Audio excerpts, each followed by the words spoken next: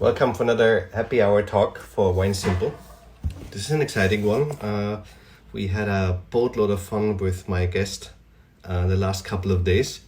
And yeah, Ariel, this is quite something. I prepared already a nice drink. And I just wait for her to tune in. Wine Simple you find on my website, you find all over Amazon. And there she is. Let's see. Yes, my hair is getting out of control. Can't wait until we get to finish this. There she is. Hello. Hi. Hold on, let me put my headphones on. Otherwise it echoes. Okay. Thank you for coming on. This is... You know how this works with us, last minute. Yeah. I know many people were waiting for Alice Fearing. And you're obviously not Alice. Sorry. You No, get but me instead. Alice had a scheduling conflict, and that's why we pushed it over to Monday. She I'm will be here on to a Monday. answer all of your natural wine questions. Yeah, let's dive into that. So, thank you for coming on. I don't think we spent so much time together than in the last 2 to 3 days. I know quarantine brought us together. Yeah, socially distanced though. Yeah. And I'm glad we do this collaboration to Niche where, we feature, finally we made this happen. Mm.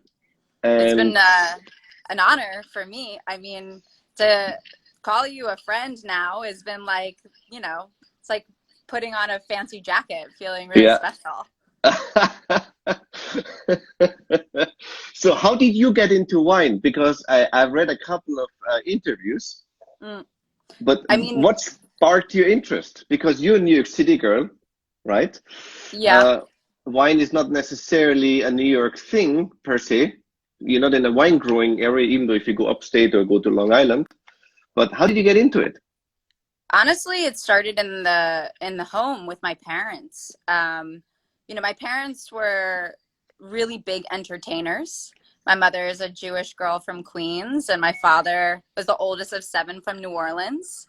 And he grew up on a farm, and he basically lived his entire upbringing just having to raise everything that you would cook, essentially. And so when the two of them met, they really just loved to party. And growing up, our house was just always filled on Saturdays and Sundays, with people around. And they didn't know that much about wine, but they were very interested. And so they would invite people over to bring something. And I kid you not, like my formative years of 8 to kind of 15 was niche. It was just people coming over and bringing wine and cooking and having a really good time. And I never really thought much about being in the food and beverage industry. I was an actor for the first half of my life, a professional actor. Now it makes sense. There you go.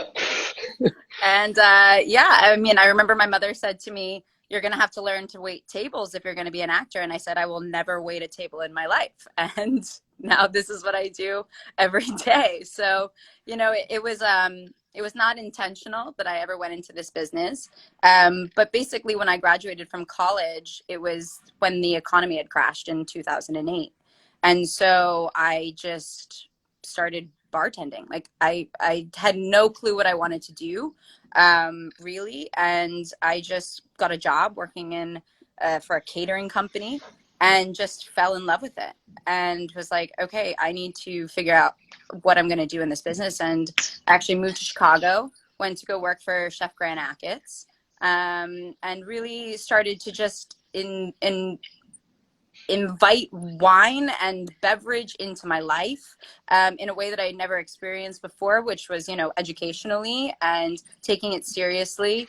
But I never had an interest in going into wine. It was always about champagne for me.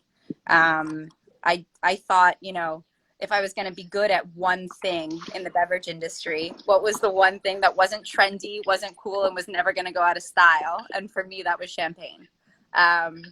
So I just went down the rabbit hole of buying as much champagne as I possibly could on the very little money that I made.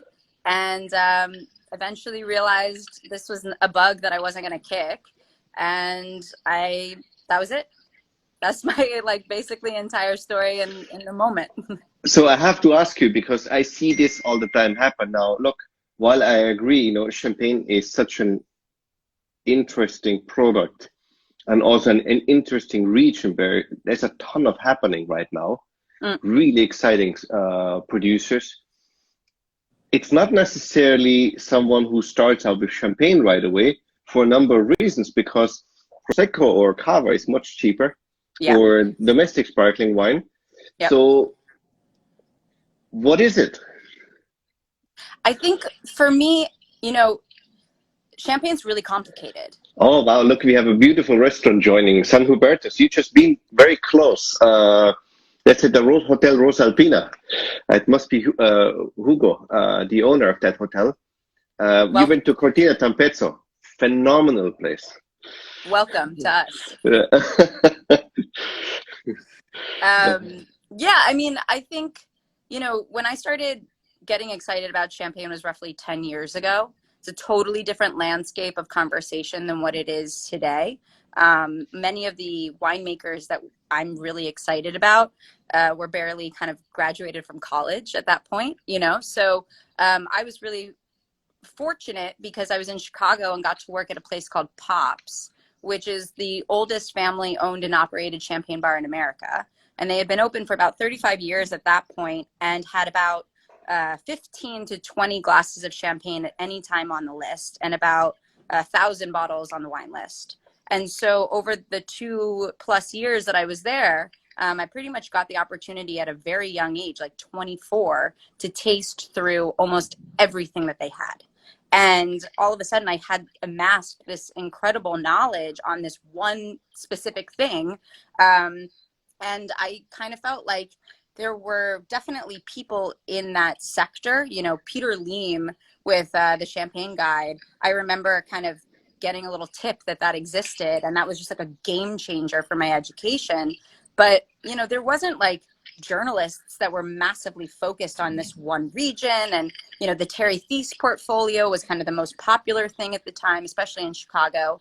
And so for me, it was like, I don't know, I could see myself like cutting my teeth in this one particular region because nobody else was like really forging a path for themselves there. It kind of felt like an open opportunity. And I definitely didn't want to work for a brand. I didn't like see myself as a brand ambassador. I was really excited about the region as a whole. And the only place that I really saw that I could continue that was in the restaurant industry or the bar industry. And so it kind of carved my path for me that if you were going to work in champagne and you wanted to work with the spectrum of champagne, you had to have a champagne bar or a wine bar that was heavily focused on that. Huh. So how do you manage then the price points? Because it gets very quickly into the $100 range. Yeah, I mean, the only thing that I knew I had to do was take price out of the equation and make it as inexpensive as possible. And so when I opened my first place, which was Airs, and I had full control over how I wanted to create that model, I just said, as close to retail pricing that I can create was where I was going to start building my model from. So I said, let's think about a one-time markup. And what am I going to need to do to be able to work within that margin? And essentially I had to find a space where the rent was pretty low. I needed to create a model where the labor was very low, and not have a lot of product that wasn't shelf stable because, champagne is not that shelf stable once you open it. And if I was also adding food onto that was going to, really eat at my bottom dollar, it wasn't really going to work. So that's how Airs was born. And pretty much from the first moment that we opened Airs, I thought about it as a retail store pricing, but a wine bar. And so we were able to start champagne by the bottle at $50, which is kind of unheard of in New York City, and definitely unheard of when you think of going into a place like a champagne bar, that's supposed to be fancy or all of the things that people think of, celebratory. We just kind of turned it into a dive bar that was in a relatively nice aesthetic, and started from there. And that's my foundation. That's how I build kind of everything moving forward. Well, that's often the problems you struggle with, what people read into you or project into you. Yeah. And often they are really stunned. Wait a Yeah. second, this is totally the opposite what I expected. Yeah, I mean, you have to think about who your customer is going to be. As much as I wish that I had the type of following that you do, I didn't. I was opening as a young female in New York City. Nobody knew who I was. And I was like, I want the NYU kids that are in the neighborhood. I want the West Village. I want the people that are kind of like me. I want my customer, essentially. And I was like, if I can make wines on this list look really affordable, and then also make wines that people are going to recognize at this price point and say like, oh my God, I can get this for this, then I'm kind of able to hit a larger demographic of consumer rather than just trying to target, a certain percentage of spender, which again, I put myself in my shoes always as my own customer, which sometimes works to my benefit, sometimes definitely doesn't. Well, it's sometimes you win, sometimes you lose. Yeah, for sure. But I think with your followers, you do pretty well. Yeah, well, that helps me keep my costs down. Yeah, my father is my business partner and also the person that builds all of the restaurants. So I do keep my costs very low as much as possible. Well, it's very important in a business to have someone who is super passionate and someone who is the business person behind and comes, this is good, this is not good. Yeah. Yeah. They're equally important. Very. There's actually a great question from IC Liu. Who are some of the importers importing interesting champagnes?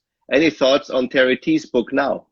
Yeah, I mean, it's a hard conversation to have because one, there's so many portfolios that I wanted at one point in my life to say, let me build an only champagne portfolio. And it's a lot more complicated than it looks, obviously. There's only one person that really does it, which is Transatlantic Bubbles. Michael Carlton has built just such a beautiful portfolio focusing, I think 95% of his portfolio is sparkling wine and about 85% of that is champagne, which is really incredible. But there's so many incredible portfolios that have 1-2 champagnes in them. But I think, Grand Cru's got a great portfolio. Shotzi's got a great portfolio. Transatlantic is fantastic. Pamal Selections, I think, has one of the best kind of underrated group of entry-level producers that also have incredible tête de cuvées as well. The Skurnik portfolio for me is always what I call like the OG originals. Like those were the guys that paved the way for everybody. And they still, I think, are kind of the benchmark for what is, really great champagne. A lot of those winemakers are generational winemakers. They've taken over from their family. They're not starting from scratch. So they're relatively consistent. Except that, of course, a lot of them have gotten really excited over the years and add new cuvées, and some of them are like trial projects, some of them are outrageously expensive, and you're like, I can't afford to buy this, but it's still just such a classic portfolio. Palanir as well too. I mean, gorgeous that's wines a cutting there. edge. Yeah. But I work with with Niche in particular, we work with about 30 importer and distributors, all of which pretty much have at least 1 or 2 champagnes in them. So hopefully that's a good starting point. Mm-hmm. Now you triggered an interesting point because you said outrageously expensive. Yeah. And I wrote about this in Wine Simple because I see this often, when you work the floor and when you work with people, often obviously price is a concern. It's real. A very valid one. So Melterlant. Hi, sorry. So how do you talk to that client and say, listen, yes, you might have never heard of this producer Pierre Peters, right? But how do you talk that? Because people are concerned spending money onto something and have the fear of being disappointed. I know this is completely the opposite how you operate, but how do you take that away? Okay, so for me, it's always about trust, and it's about forming trust with your customer. What I love about what I do is that I get an opportunity that's very different than most people to curate something and to kind of cherry pick wines so that I have something for everybody. Of course, I bring in things that I'm super excited about, things that I know are going to probably take me years to sell.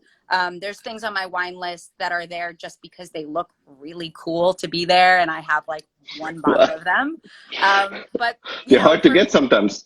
Yeah, of course. It's like, I wish I could have 100 SKUs of wines from the 80s, and like as the time passes, it becomes harder and harder to do that.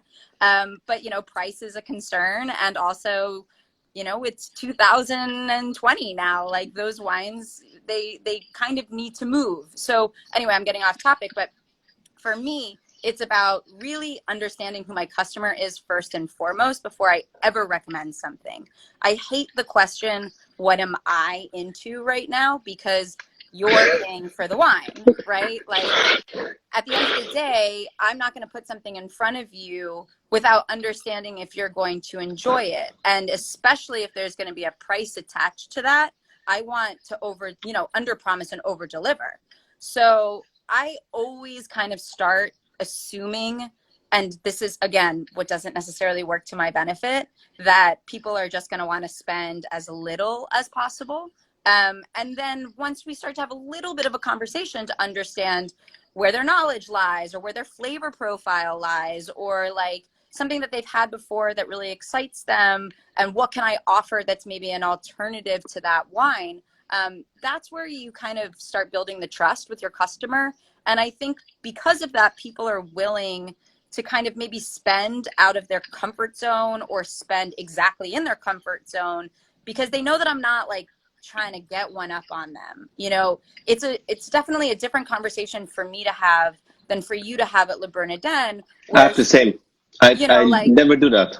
It's I think people walk into Airs, I call it like our mecca of champagne, because they want to try sparkling.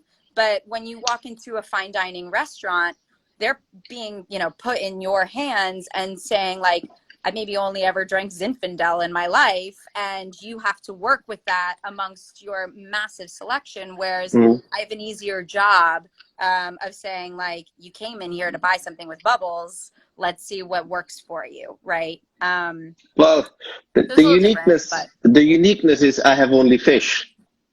True. More or less. Which is a great pair. So which it's like not if it's Zinfandel. You're not selling just like gallons of Zinfandel? We do have it, but it's obviously not our forte. And actually, to believe it or not, I think the best pairing wine is at Le Bernardin is champagne. There's no question about it. Hurts me as an Austrian to admit that, because I always said it's Grüner Veltliner, it's Austrian wine, because it's so clean and so pure, and it supports Eric's cuisine. Yeah. But champagne is almost a touch better. I mean, I have to say, I took my father to Le Bernardin for his 70th birthday, which was like one of the best meals he's ever had, and we drank champagne. I know. And I was in Champagne, and I was bummed that I wasn't there. That's okay. You're in a better place. No, but it's actually funny that you see this. With us, it's exactly the same. Look, you have a new client. They don't feel comfortable maybe yet. They visit the first time a 3-star restaurant. You want to put them at ease a little bit. A glass of champagne is typically always very helpful, and you want to read into it. Look, if they say they have $100 spending limit, I start recommending with $75.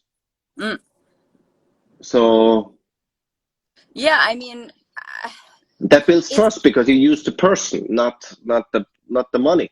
Yeah, it's an impossible conversation to work with a product that's already expensive to say like, this is you're actually getting a really good deal. Like, this is cheap, but like, I had to get over that at a certain point and be like, look, the reality is most people don't understand how my model functions. They don't understand that they're sometimes buying wines that would be double the price somewhere else and they're getting a good deal. So I really had to learn how to communicate that. And also, as a person who wasn't formally trained in any way and kind of just like learned my own language along the way, I realized that the only thing that I was really good at was finding a connection and making a relationship. And so that was how I kind of took that part of it and then took my own language and put it together in order to sell people a really expensive product. Well, see, this to me is always a loaded gun, because champagne has 2 fermentations in there. So by default, it's more complicated, and quality can only produce when there's money involved. Otherwise, you cannot produce it. Yeah, and time is money. You know, like that's how I always start the conversation is look at any bottle of wine that you probably have purchased from your wine store recently. Like, what is the vintage on there? Well, this doesn't actually have a vintage, and this might be quite older than that. And it takes this amount of time for it to get from the bottle to your table. And, you know, that is costly, and that's what you're paying for is someone's time. Not to mention quality, not to mention technique, not to mention the fact that the vineyards themselves cost millions of dollars and they're inherited, and all of these things are an expense. And quality control is, you know, something that exists within champagne that doesn't really exist anywhere else. I mean, you could produce X amount of bottles, but the CIVC says, no, you can actually only produce this many bottles, and that gets factored into the price. So there's so many variables. And again, this is the thing that got me so excited about the wine in the first place was, wow, every time I taste something I thought I knew, I thought I understood, like, oh, this tastes like this, and so this is probably made this way. And then I'd be like, this is Chardonnay, and someone's like, this is Pinot Noir. And I'm like, how can that be? You know, and that's what's so fascinating about champagne is that everybody does something different. I mean, that's changing a little bit now that the conversation is with social media and with the internet and with people actually just talking to their neighbors is changing. But again, I remember the first time I went to Champagne and I would ask one question to a winemaker, which was like, who do you like in Champagne? Because I wanted the insider scoop. And so many winemakers would just be like, I don't really drink other people's champagne. Like, how can that be? And yeah, but it's a very French thing. They don't go to their neighbors typically. It's better now, but they don't go to their neighbors. Yeah. And it's changed like in such a short amount of time. Now all of a sudden, like, democratic clubs are popping up everywhere and everyone's making wine together and there's collective projects, and you're just like, whoa, okay, this has happened really fast. But you know, you see it in the product as well too. You see how some wines actually used to really stand out as being very different, and now they kind of become a little bit more homogenized because they're all doing some similar things, and the wines start to taste a little bit more similar, and it's interesting. Yeah. So when was the first time you came to Champagne? I'm very bad with years. It's 2020. So probably 2011. Wow. So what was your first impression and where did you go? It was an amazing trip. I went with my mother. So that was already like very surprising to people for this, you know, 23-year-old girl to show up with her mom. I remember meeting Jean-Paul Ebrard, and he was just like, first of all, I thought you were a man because Ariels in French is a man's name. He's like, and I definitely thought you were not going to be this child with her mother. And we ended up sparking a relationship that trip that has now, I call him my champagne father because we just hit it off immediately. But my first trip to Champagne was completely eye-opening because I think, one, you know, that long ago, which is now almost 10 years ago, there wasn't that much imagery about Champagne. There weren't that many texts about Champagne. And when you're not formally trained about wine, I think I had this picture where everything was going to look like a big chateau in Napa, right? You were going to have these big rolling vineyards and you're going to have these gorgeous houses everywhere. And everybody is kind of like living a lifestyle out of what I think of as the Parent Trap with Lindsay Lohan, where Dennis Quaid makes wine in Napa. Anyway, but you know, you show up and everything is right on top of each other. There's tiny little towns with everybody's domain and then just vineyards everywhere. And it's really about taking time in the vineyard and also taking time in the cellar, rather than, you know, my first trip is very different than how I visit now, of course. At that time, I had no clue what to think about, what to ask, really how to understand. But the thing that I did know was that this is a very traditional space for the most part. And if you ask a winemaker about their family, they immediately think you care a lot about them, and they're very willing to show you a lot of things. You're stepping already my next question, because to me, I think always, you know, you can learn, obviously, I have a very formal sommelier training, which is often funny because I approach certain things in a very specific angle. Right. Not that there's a right or wrong, but it's just, I come more direct in. Yeah. And secondly is, once you try, you know, I always tell people the most you learn, of course you can, with the book, you need to get a certain knowledge up. You get also certain tasting knowledge up just by tasting. But where you start linking everything together, if you travel within the region and get to meet the people. Of course. And because you eat the food also there, everything makes sense. You smell the air, you see everything. It connects all the pieces for you. Absolutely. But you have to have all three together coming at the right time. So my question to you is, when you went back, now probably it's very different. You look for different things. What did change? Absolutely. I mean, now people are my friends. So it's like, after so many years of visiting and revisiting, and also just like having dinners with people, having barbecues with people, being invited into their homes, that changes the dynamic so much, in a way that I feel so incredibly fortunate that this happened to me. Like, I sometimes look at my life, and granted it's very different now after COVID, but prior to that, I was like, I just can't believe that I get to do this and get to meet these people. And, you know, everything kind of sometimes feels like a new normal. It's like you idolize somebody, right? Like, I love the wines of Jerome Prévost.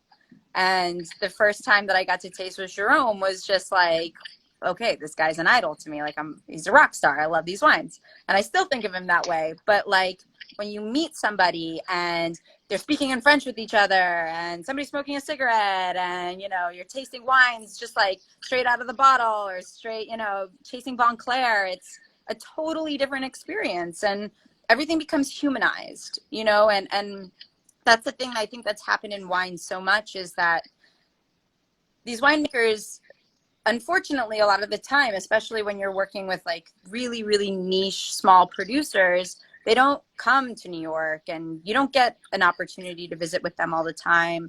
And they kind of get put on these status symbols of like being these total gods, and then you meet them and you're just like, oh, yo, you're my friend now, you know, like we share something in common. And you know, that's a really special part of my job that unfortunately now feels so impacted. It feels like that's just not going to get to happen again for a long time, and that's kind of a bit of a heartbreak to me, because I think it's what's grown my education so much, and it's the thing that keeps me able to stay relevant. And it's a really hard thing to do when you can't travel in that way. Yeah. No, but I see that too. You know, we had Alex Charton coming into the wine bar in November, and it's like there were a group of people just followed him. Oh yeah. It was just amazing to see. And for him, he didn't even realize that. I mean, I think Alex realizes it, but I've like had many meals where I've watched Alex like eat salad with his fingers, and I'm just like, I don't even call you Alex anymore. I call you salad fingers. And like, now you're just a normal person to me. But when you're in New York, and like I say, you know, so and so is going to be at Ayers, and the people that come out and are just so excited to meet them, you know, you see it from the winemaker's perspective as well too. It's like, I always like to explain Champagne as like, it's like Westchester. It's like the suburbs of France, you know, like these guys are not in Paris. They're not like going out partying all the time. They don't get to go out to dinner every night of the week. Like life is in the vineyards, it's in the cellar, it's with their families, or it's with their friends. And It's behind the horse. yeah. And so like to come to New York, to come to a 3 Michelin star restaurant and get that type of attention, it's like mind blowing in the beginning. And then they get like a little like used to it. They're like, oh, my best friend is so and so. And you're just like, okay, like calm down. It's okay. No, they're funny. They're funny. Yeah. Grevenbois are a very special, special breed. So what are a couple of your favorite producers? Because we all have favorites. And I don't want to ask you for one. I'll ask you for a couple, so it's a little bit broader. Thank you. I appreciate that. It's like asking what your favorite child is, you know? No, that's the point. But we have styles, you know. Yeah. And obviously, you know.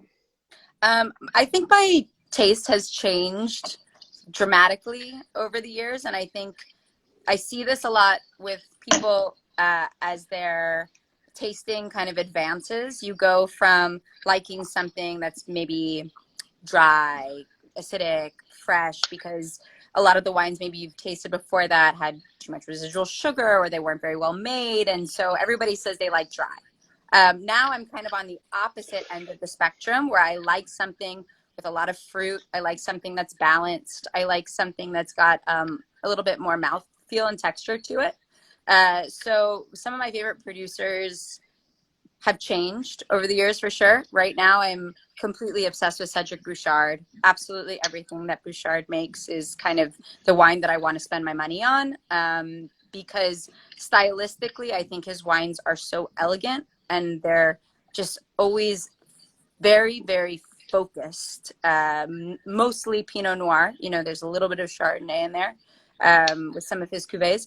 But for me, those wines, every time I open them, I know that they're going to have this very ethereal experience for me because they hit every note that I want. They've got beautiful balance between acidity and fruit. They're delicate while still having so much complexity to them. I'm just a huge fan of those wines. For me, for big house wines, I love Charles Heidsieck. It's my number one house, I think. I mean, I love Krug, of course. You can't say that you don't love Krug if you love Champagne. But if I'm talking about like maisons and I think value for your money, Charles Heidsieck for me, especially the vintages of Charlie and Blanc de Millionnaire, I think are just so exceptional. And it holds a very special place in my heart. It was my first trip that I ever went. I got invited, you know, everything for me like always traces back to this first inaugural trip.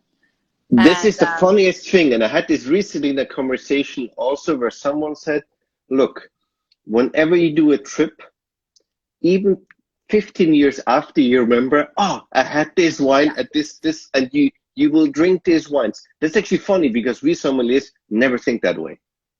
Yeah, I mean, because we're spoiled brats.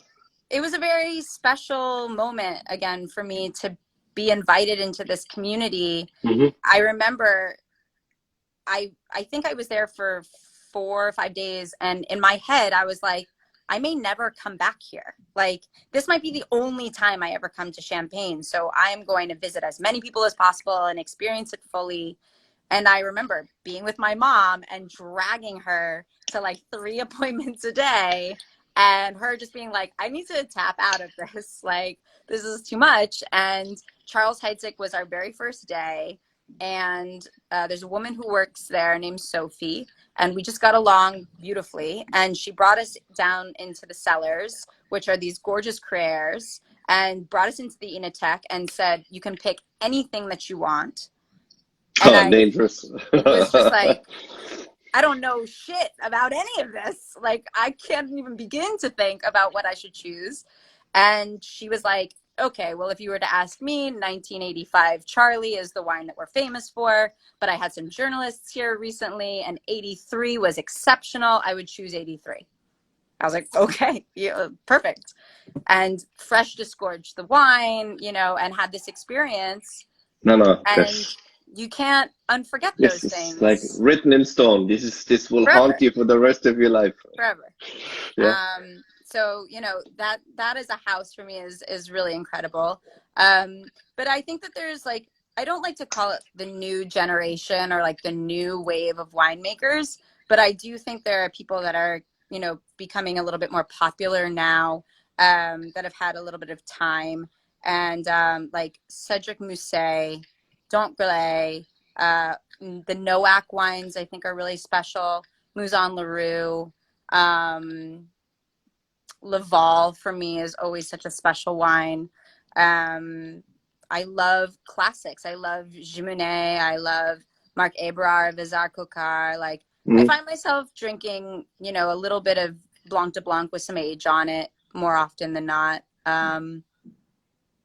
Yeah, I mean, in a way, I can find something I love in almost every winemaker.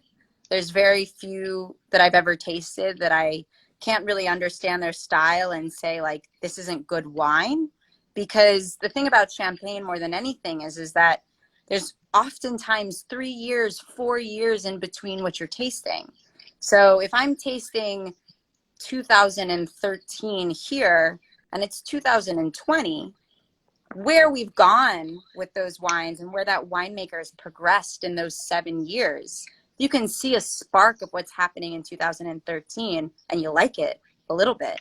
In 2020, I mean, that's just going to have escalated. And that's what I think.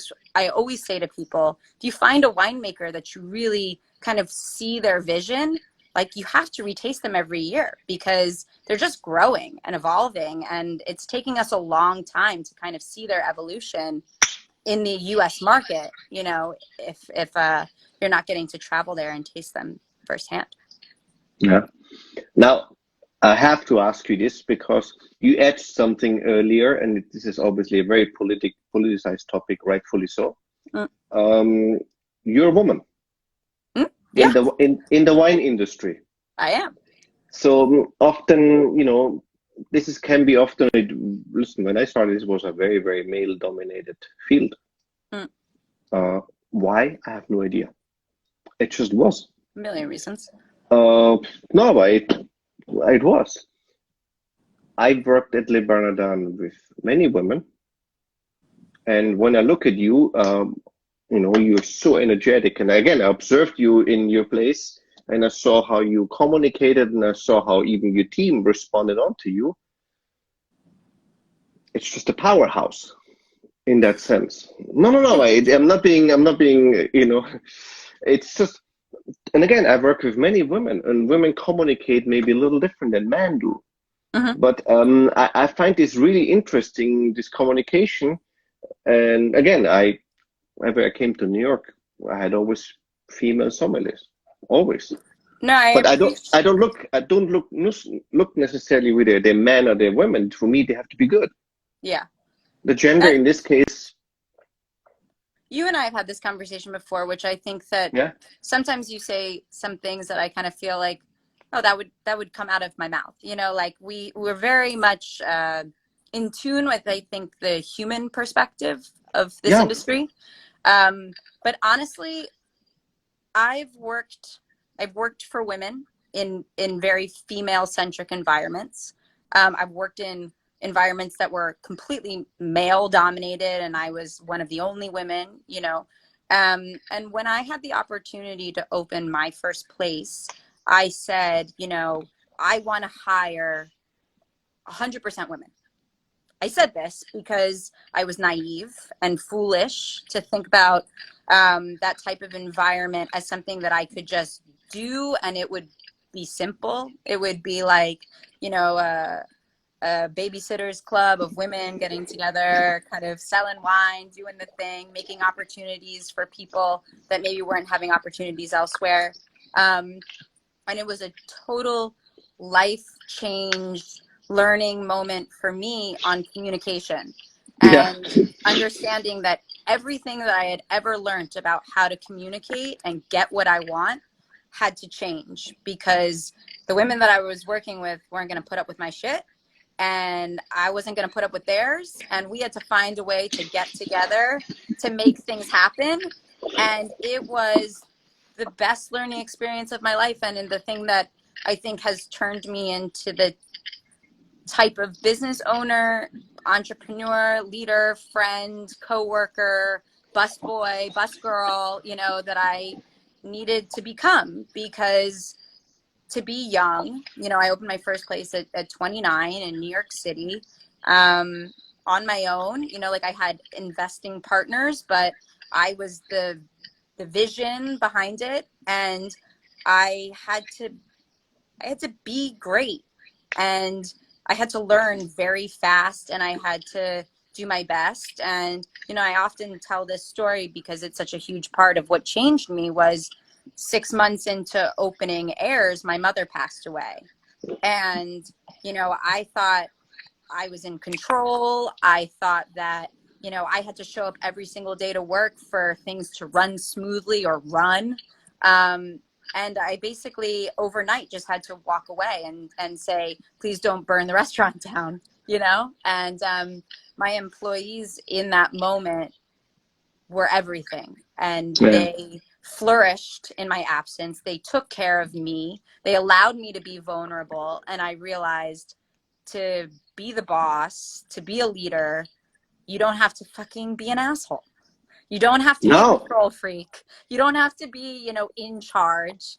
You just have to be human. And I will never look back from that as wanting to ever go back and not be this person that I think I am now, which is someone who can be empathetic and communicative and collaborative, because I want the people that I work with to be better than me and do things that I can't do.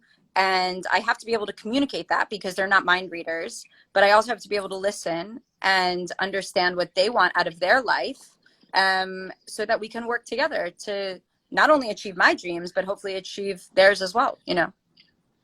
Yeah, I think people don't take this anymore, you know. I mean, I grew up old school, you know, when I was a stash, you know. I mean, you said my following, I started like you. You know, when I came to New York, I had 0 followers.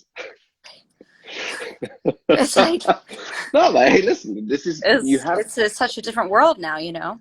No, but it is what it is. You have to break through, you know, and for that you have to work, and your pain tolerance has to be relatively high. Yeah. And I had actually this with Paz Lebenson a couple of days ago, this conversation, and she said, listen, it's very difficult that, you know, with my team, I have a very strong female team too, because it's very difficult for me to get men also, because they don't want to work under a woman. I said, seriously? Interesting. If I'm a young sommelier, I would kill to work in your team. Yeah. Right? Because I want to learn. I mean, it's an authority. Who cares about that? Seriously? What race you belong to? I mean, that's irrelevant.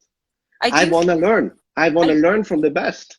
I know. I do think that is a thing, but I've just never personally experienced it, you know, like, and not from me, but just you want to work for the best person. And maybe I'm not the best person, but I think the element of communication is the hardest part, because women often learn from men, and the tools that we learn to communicate with men is very different than to communicate with women, let alone men that work underneath us or above us.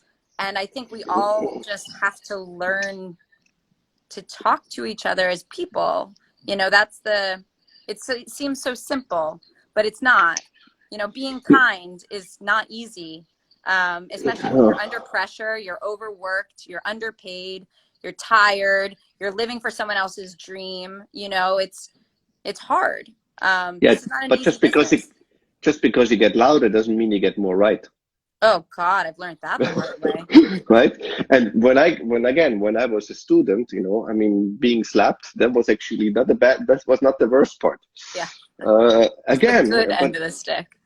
Yeah, but it's, again, this was my growing school, right? And being yelled, forget it. I mean, no, but this is not the right way. So I learned from that and thought, this again, let's be just human. I mean, Yeah. when you look right now, what's happening in Minnesota, it's heartbreaking. I mean, this is the 21st century. Yeah. Right? Yeah, it really, Yeah. it breaks my heart. Yeah. So It's just, there's not much. Yeah. it's a really hard time to Yeah. be, it's a really hard time to be alive right now, I think, with just No, but the the world change, can be. the how quickly the world is changing, you know, from a technological standpoint, and the things that we see every day, we haven't caught up with how to communicate about it, and to talk to other people that are different than us, because the reality is most of us are the same, right? But it depends on the environment that you've come out of, and we're not understanding that, especially in the United States, fast enough. Yeah. So let me ask you one quick thing, because I know we're reaching our time limit. When you asked me to collaborate with you, I actually right now have, for the first time in my life, I have time on my hand, which is incredibly special. Yeah, I took advantage of that one. Good, and thank you. So you talked so much about champagne, but I selected all non-champagnes for you. Correct. How do you react to that? Did you try them? Well, I took home your menu last night, and I mean, I'm not trying to like pat myself on the back, but I'm gonna pat myself on the back because it was such an awesome experience to have in the home. Like, I know it's a hard thing to think about what this new normal looks like, of delivering these kind of experiences into somebody's home. But I thought the wines and the menu worked so beautifully together, and there was such a kind of like joy and playfulness to, I think, of how we collaborated. And I remember last night, you know, sitting with my boyfriend, having this dinner, drinking these wines. And recently, every time I take home a bottle of wine, I have a glass of something and I'm immediately tired. You know, like I feel the weight of the day. I feel my stress. Alcohol hasn't really like been sitting well with me, where I feel like energized by it. And last night, it was as if all of the wines were happy wines. I mean, I felt happy drinking them and eating this menu, and just it was a pure and pleasant joy. And I'm very excited and very thrilled that, you know, you agreed to kick this off with us, because I think it just really set the bar. It's really beautiful. So how did you react on Spätburgunder? Because I knew this was a push. Honestly, like, that wine to me drank as like fresh raspberries. You were like, it's grippy, you know, it's got some real oomph to it. But when we delivered the pack, we had kind of put all of the wines in the fridge just so that everything was kind of coming as fresh as possible. And I drank the wine with a little bit of chill on it, and it was phenomenal. I mean, so much so that you influenced me after my tasting to open a bottle of wine that was red.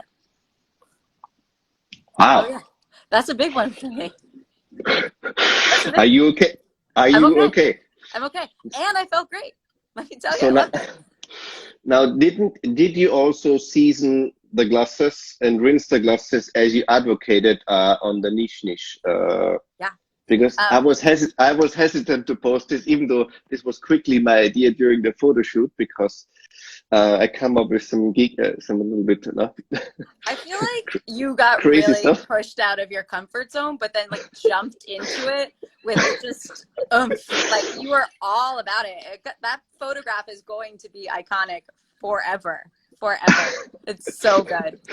No, I don't want to politicize a little bit, but I want to take it's also. It's political. You're first of all, be clean out there. It's social media, and that's number one. Number two is, listen, COVID-19 breaks so many hearts. Let's laugh for once a little bit about ourselves. Let's always laugh. You know, it wasn't political. Not at all. So no, it's great fun. Great fun. It's been an absolute pleasure. So much so that you've sold out 2 nights in a row. Tomorrow night is our last night for the niche tasting, and I'm not surprised if it sells out tomorrow night as well too. I mean, on that note, Thank you so much. Thank you. Cheers to you. Pleasure. Cheers to Yeah. you. And I hope to see you soon once we get out of this and really have a glass of wine together. I can't wait. Yeah, cool. Bye. Cheers. Thank you. Bye.